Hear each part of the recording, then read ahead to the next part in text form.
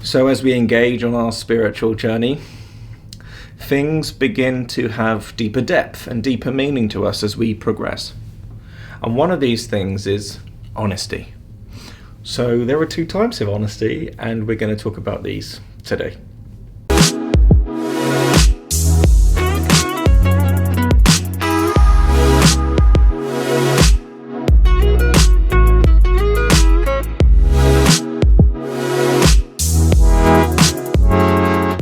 So we have a couple of types of honesty, and if we can get these down and understand them properly, these can really begin to shift our perspective and change our lives in a way. Now, before we dive into the first type of honesty, I just want to introduce you to the offerings that we have down below.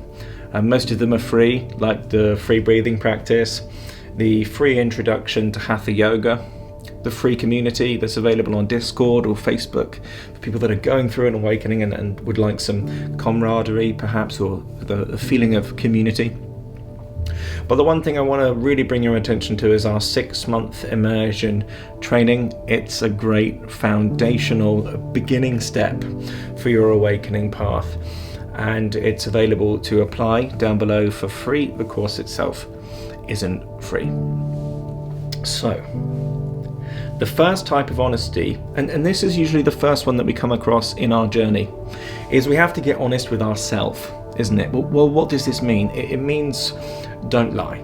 It means make sure you turn up for the things you say you're going to turn up for. It means, well, how can we lie to ourselves in a way? Well, we can pretend to be something we're not, and we see lots of humanity getting into this, isn't it?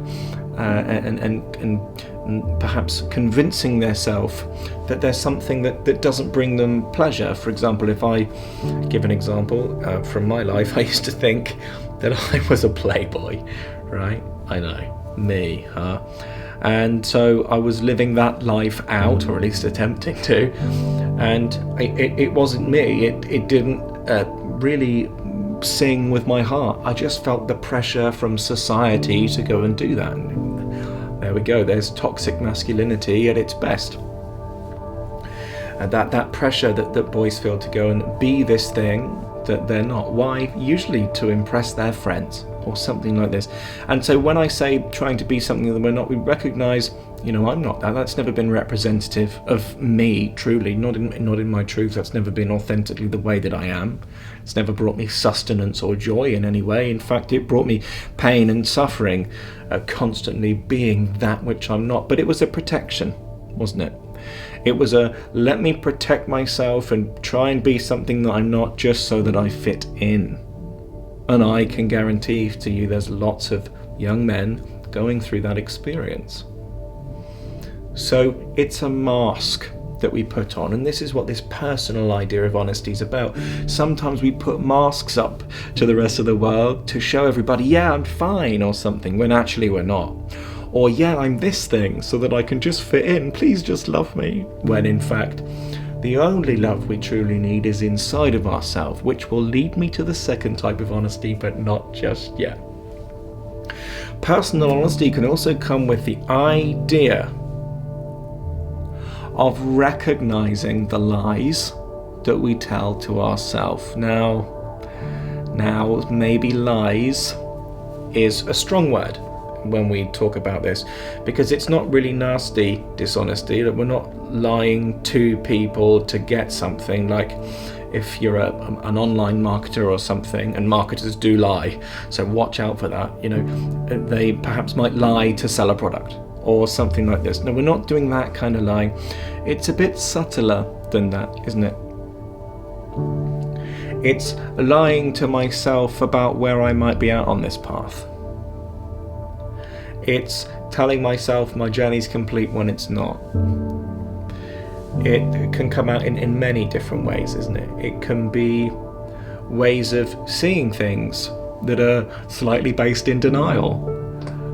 Like, oh, well, I'll just do this and this relationship will change for me. Or if I just change my actions, my life will change, and stuff like this. This is that personal honesty that we're looking at. But there's a second type of honesty, and it's, well, we could call it universal. honesty. Somebody said to me once, get honest with yourself. It was my teacher, and it really shook me to my core, and I sat there and I thought, what is this about? And then he went to pronounce to the rest of the class, yes, honesty is something Jamie really struggles with. He struggles with, to be honest with himself. And I sat there and I thought, how dare you share that? Because I didn't even know what it meant at the time. But what does it mean? Well, firstly, it means get honest with yourself personally. It means, yes, don't lie to yourself, stop putting masks up and pretending to be something you're not, etc., etc. But then it goes deeper. Honest with self. Can you be honest with self? Meaning, can you be honest with who you truly are? And I don't mean that in a personal sense. I'm this way. My personality's like this. I enjoy these things. No. We mean honesty with self. Big S. As soon as, well, what does that mean? Let's just dive in for this a little bit, because what is universal truth? If it's universal truth, it must be universally true, yes?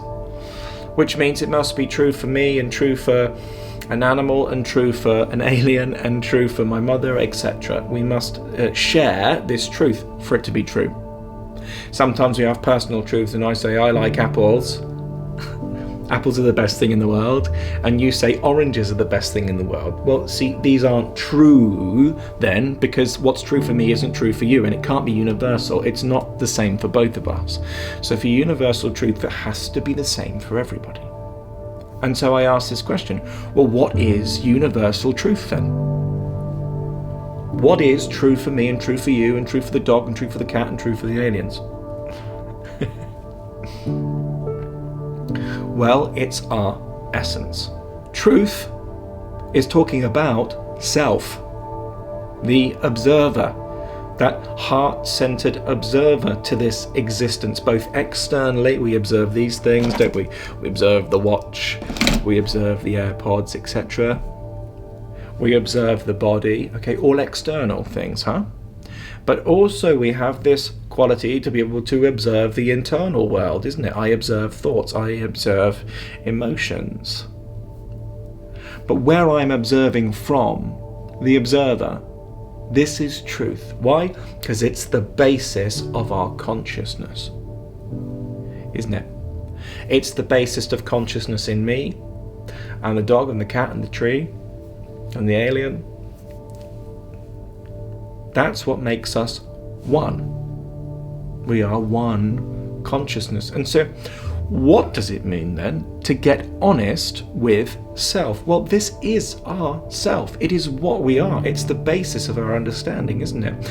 And as soon as I believe myself to be the egoic identity in the mind, and what do we mean by that? We mean as soon as I believe the me, the mental me, to be me in the mind, then I am not being honest with myself. I'm being honest to small self in the mind, but this isn't true self. There aren't two me's in me, isn't it? And same with you. There's a mental me, yes, and there's an observer who observes that mental me and all of its musings and dancings on the surface of our consciousness. But as soon as I believe myself to be the one in the mind, I'm not being honest with myself. Big S, self. Because I'm never not the observer. I might get confused and believe myself to be something else than that, that's more phenomenal and more temporary, like the ego or like an emotion, or I identify with many different things inside of myself or outside of myself. But as soon as I believe those things to be me, I'm not being honest with self, universal truth. And so whilst it's not lying to ourself in a way that we might call the word lie, but it is still not truth. And so if we can really get this fundamental truth, this can change our lives. I hope this video helps. Have yourself a lovely day. Namaste.